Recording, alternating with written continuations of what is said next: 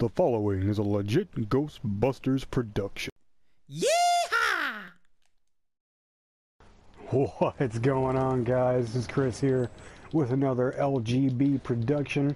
I'm here with some OLGBs. One, my buddy from across the pond, and his name is Curt. How you doing, Curt? What's happening, people? And the other, how could I forget this guy? I mean, seriously, how could you ever forget him? You just can't do it. His name is Matt, and he's my twin brother who's 5 years older than me. How you doing, Matt? Fantastic. How about you, Chris? I don't know how you is. Him and I've had a falling out. I myself, though, I'm doing pretty well. I'm actually doing great right now, simply because we're talking about an awesome subject. And we're gonna talk about Better Call Saul and our impressions of it so far. And I gotta say, really honestly, this is my honest opinion, guys. I mean, I just didn't feel like it was all that good. You know why it wasn't all that good? Because it was fucking great. Oh my god, I love it. Fucking love it. It's amazing. What do you guys think? Best damn show ever. I fucking agree with you big time. I tell you why I agree with you. And I got 3 fucking points, yeah, because I've been doing my own work. People don't say I'm fucking serious enough, and I've just literally got a pen and paper out and I've written shit down. Which is fucking not like me. 1, he deserves a fucking award because he's amazing. Acting was incredible.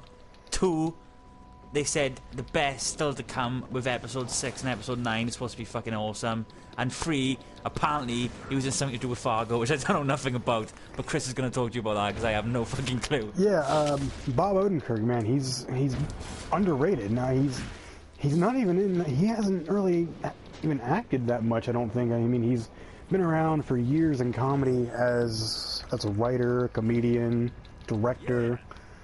But his acting chops, I don't know. I don't pretend to be an expert on Bob Odenkirk, but his roles in any sort of in any dramatic fashion have been few and far between. I mean, his role in Breaking Bad as Saul was really kind of, you know, as a comic relief most times, but he's been in some other dramatic roles as well. Not really so much very dramatic, but as the chief of police in Fargo, which is amazing if you haven't seen it. If you've seen the movie, I'd recommend going out and watching the show as well.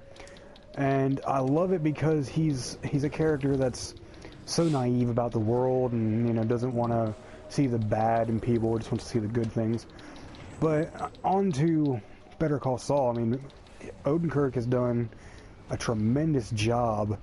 I mean, just showing his emotions. I mean, his acting, his body language has been just brilliant. I mean, that scene with Tuco out in the desert and how he's so fearful for his life, and then he starts to slowly gain confidence in order to really save those boys' life. And you know, it's been brilliant so far.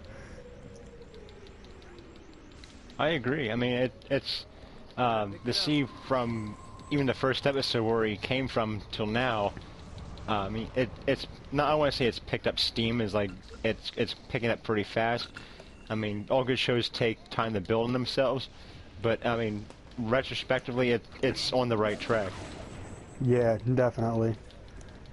You know, and it's starting out really well. I think it's right on par with Breaking Bad the way it's starting out. I mean, I know there are some quote-unquote fans of Breaking Bad that don't believe Breaking Bad got really good until season 3.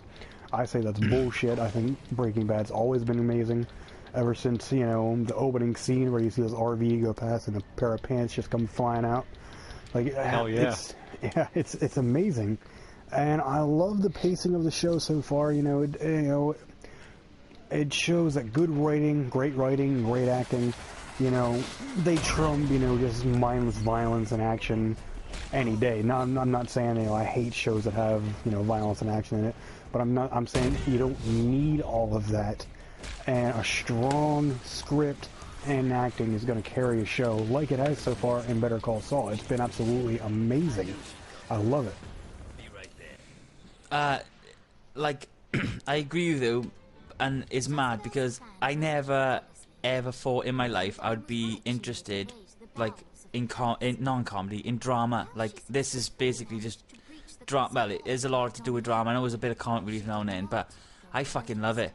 Like, it's not as action-packed as the last couple of seasons of Breaking Bad, but it shouldn't be either, do you know what I mean? But you can still tell it still belongs in our universe. Like, if you're going to binge-watch Breaking Bad, you should really be binge-watching Better Call Saul as well, because it connects with it so well. And I just fucking literally adore it. I think it's I think it's the best show on telly right now, and the UK's missing out because we don't get it for a while because of Netflix, but we'll be doing reviews of every episode as it comes straight away from America, so that's something. Well, we'll try. We're not going to say we're going to. We're going to try to. Oh no, we'll definitely do it. No, we'll definitely try. Anyway, I just got to say, I mean, I want to know, what are you looking forward to? What exactly do you want to see in the future of this series? Go on, I'll give out the mat. You give that one to me, I'll gladly accept it. I like to see, you know, more of a, you know, onslaught of relationship between Jimmy McGill or Saul Goodman, and some other characters. I'm not sure who they all can introduce. I mean, I'm not sure how much more interaction he's going to have with Tupac. Not Tupac. I did it again. I did it again. Tuco. A little comic. See, I can be my own comedian too. But don't die, Curt. Anyways, with Tuco, I mean, I'm not sure how much more they could do with that. But it'd be interesting to see where, now that he's been involved with him, to how far it's going to go, and if he's going to have more interaction with some of the two teenagers. Ultimately, I'd like to see in the future, even if it's small tidbits of characters from the Breaking Bad series showing up somewhere along the line. It doesn't have to be anything like they're in front of Saul talking, but they could be like you walking down the road and you see him sitting in a restaurant somewhere. Just that kind of thing. Really, what I'm hoping for is hold on, I just gotta say that I'm hoping we're gonna see, you know, Biggie Smalls make an appearance and his rivalry with Tupac a little bit. Oh, screw you! I'd like to add to that. Motherfucker. I'd like to see a lot more of like the origins of like how he got signed to death row and Suge Knight bringing him in with Machiavelli and hit him up. Definitely. Oh, no, I want to see just the same. I want to see the same as what has been bringing so far. I don't want it to try and get too big too quick. I want it to stick to what it's doing, gradually work to it, and then as the seasons go on, then bring out the big guns and but stick to what it's doing. It's just doing a great job.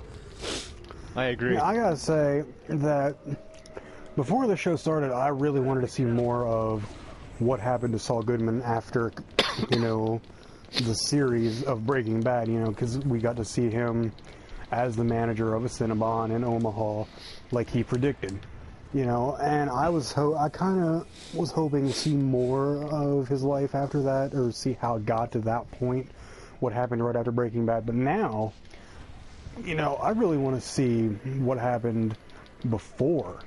You know, what happened before Breaking Bad, what happened before Better Call Saul in this case, what happened before, you know, what happened before he was Jimmy McGill the lawyer, what happened when he was Slippin' Jimmy, like he called himself, you know, because he was incarcerated there in the first couple of minutes of episode 3, obviously, probably like just like a county thing, but, you know, what happened, like what kind of a person was he, and what made him become a lawyer? Was it just to live up to Chuck's image or something like that? But that's something I'm looking forward to. And I'd like to add to one thing. Go ahead. I'd like to add one thing, and this is what I don't want to end up forgetting it. But when we're talking about what we want to see, like we talked about, like before you like, how did he get vanished? You know, towards the end of Breaking Bad, and like you wanted to know about that first. Well, I want to see that, but I wanted to like show glimpses of it, but not show it all until it starts getting a wider audience and starts getting into like a deeper season, and that way they can bring in Bryan Cranston to sort of fill in the blanks of Breaking Bad. That's what I want to see. And I think it's going to happen. I mean, I think we're going to see Bryan Cranston and Aaron Paul eventually. You know, maybe. I'm really hoping AMC sticks with this show and lets it go out on its own terms. And if that's the case, we'll probably see them maybe in their final season. You know, maybe we'll see like maybe the ending of the season prior would be, you know, when Walt first comes to see him or something. I don't know, but I really think they're going to be saving that for the final season, and then like the final couple episodes, we're going to see really that ending to Breaking Bad from Saul's point of view, maybe, and see how he got. You know, honestly, the world wants to know what qualifications you need to become a Cinnabon manager. That is what the world wants to know. Don't laugh. I agree. Don't laugh. That's no, I agree. That's church. That's church right there, man. Tupac lives on. Yeah. Tupac does live on. Yeah. Cool. Anything you want to add there at the end, Matt? Any other rappers you want to see in the show? Besides Tupac making his luxurious appearance, I'm pretty well set and seeing episode 4, and like you said, Curt, I'm really looking forward to episodes 6 and 9 to see these, as Odenkirk said, explosive episodes coming. So I hope to see what those are all about. Yeah, I agree with that. Really, same thing.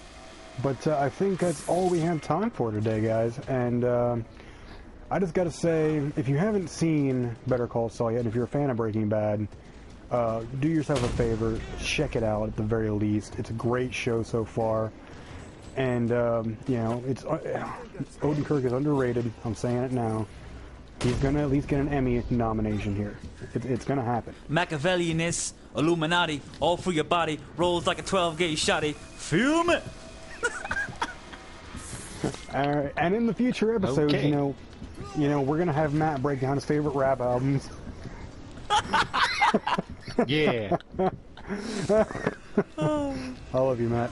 And, make fun of me now. Make fun of me now. Guys, we just want to know, well, what are your opinions? What do you want to see from Better Call Saul? Do you like it?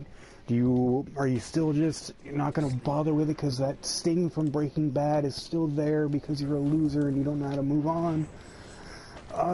Just basically, what are your opinions of it, and do you think it could ever really truly hold a candle to Breaking Bad? I think it can. I really do. And remember, like, subscribe, and we'll see you on the flip side. California love. Or whatever Tupac would say, basically. Yeah. Let's insert that line right there. Peace out, guys. Peace out.